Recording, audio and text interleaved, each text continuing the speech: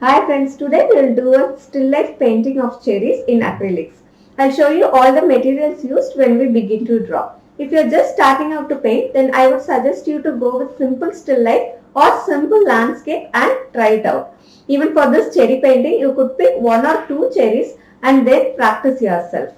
If you are new to my channel, I post video tutorials every single week, so please subscribe to my channel. Hi, this is Modula for Modula Creations. Let's get started.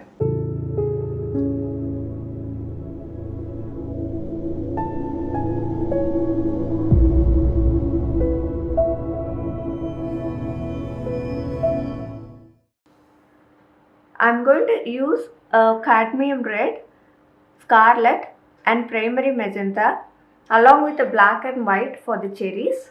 For the brushes, I'm going to use a size 2, size 0 filbert along with a size 1 round brush. I start off with a simple outline of the bowl and the cherries. I'm not going to do a detailed drawing. If you want, you can go ahead and do a detailed drawing.